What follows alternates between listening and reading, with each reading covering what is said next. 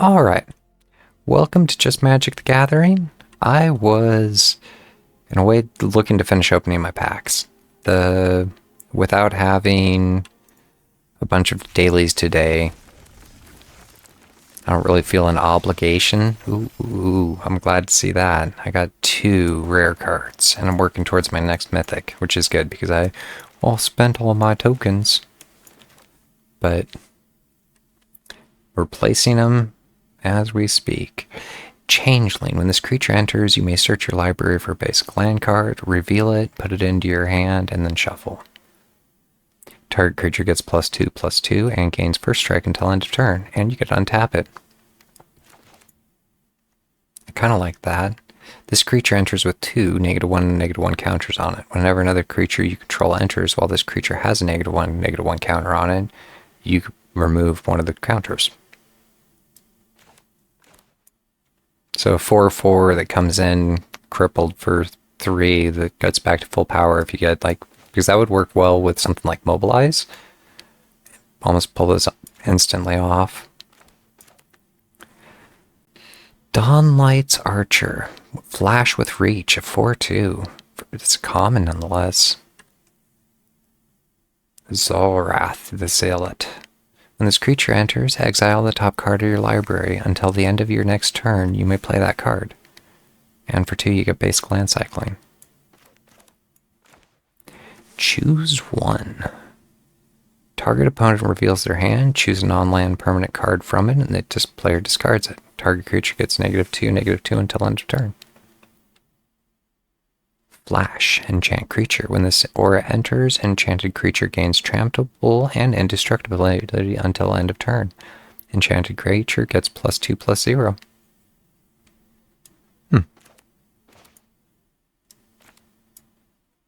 That's decent protect. For 3, I'm not sure. It gets indestructible. I kind of like that. There's better in, I think, I already read that one. Run away together. Choose 2 target creatures controlled by different players. Return those creatures to their owner's hands. So, yeah. Blue and their slowdown. And now into the nice things. Wild Grove Summoner. When this creature enters, forest cards in your hand and library perpetually become 4/4 tree folk creatures in addition to their other types and gain reach and haste. When this creature dies, seek 2 forest cards and put them onto the battlefield. For 5.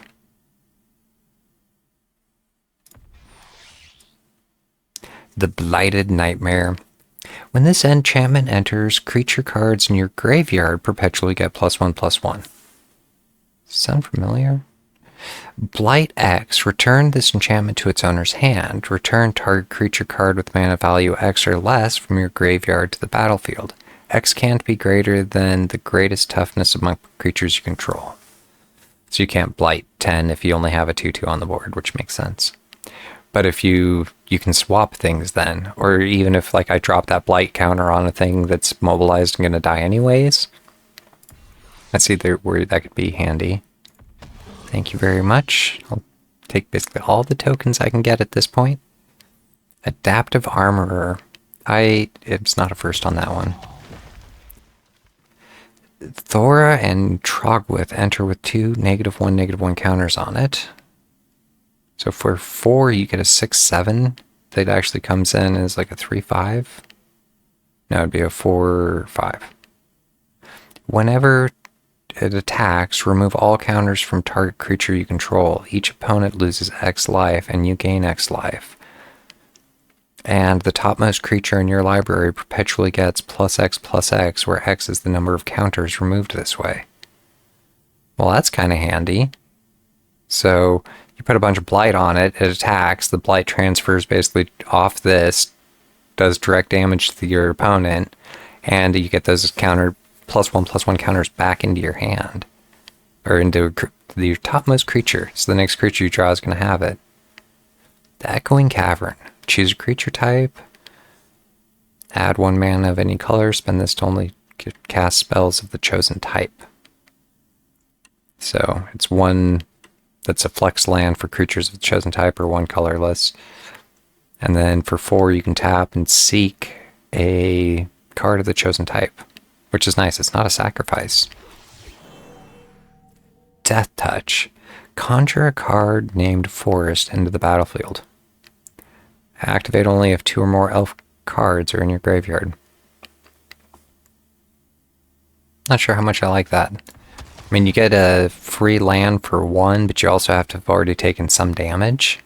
Got another one of the Wild Grove Summoners. And another Gilt-Leaf Alchemist.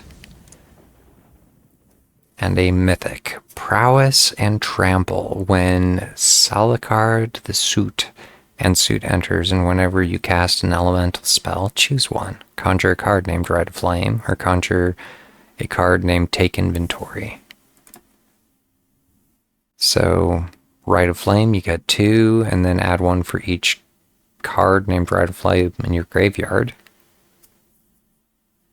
So they start doubling up. Draw a card, then draw cards equal to the number of cards named Take Your Inventory in your graveyard. Now, I actually kind of like that. But it has to stick around long enough to keep attacking and proccing, and I don't know. It is conditional.